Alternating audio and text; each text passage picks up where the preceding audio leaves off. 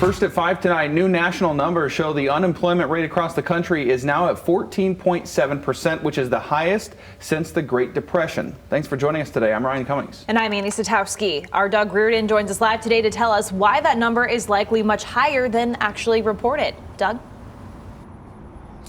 Yeah, good afternoon, Ryan and Annie. We haven't seen 1 month job loss numbers like this in modern American history, quite frankly. And as you said, it's likely to get worse. In fact, a recent finding from the Economic Policy Institute found that of every 10 people that did try to apply for unemployment, 3 to 4 people gave up somewhere in the process, and 2 people didn't even bother applying because of issues with their state's filing system. So, yes, that number, we're told by experts, is likely to be much higher than it appears.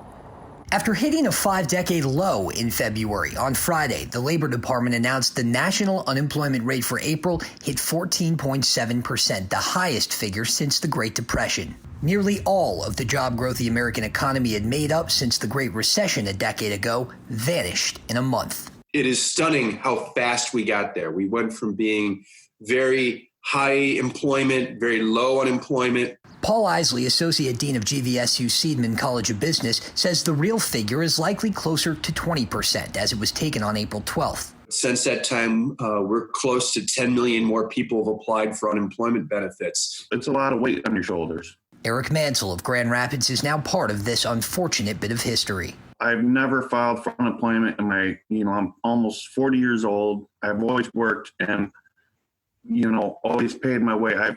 And when this happened, I've never in my life felt so helpless. After waiting 8 weeks for benefits he still hasn't gotten, Eric is now struggling as one of 20.5 million people who lost their jobs in April. If I didn't have the support that I do, I wouldn't have no food, nothing.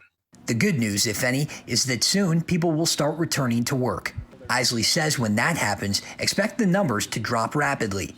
To a number that would have been amazing and horrendous to us just a few months ago.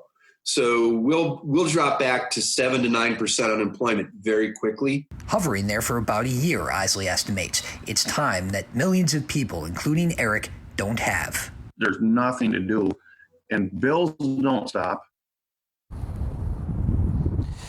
And Ryan and Annie, were learning also tonight that the 2 hardest hit groups of workers were those in the hospitality sector, hotels, and those in the healthcare sector, which you may surprisingly think is, or it might be a bit of a surprise, but it makes sense when you think about the fact that a lot of hospitals are consolidating their efforts towards fighting COVID-19, and other departments are seeing very big layoffs. Guys, back to you guys in the studio.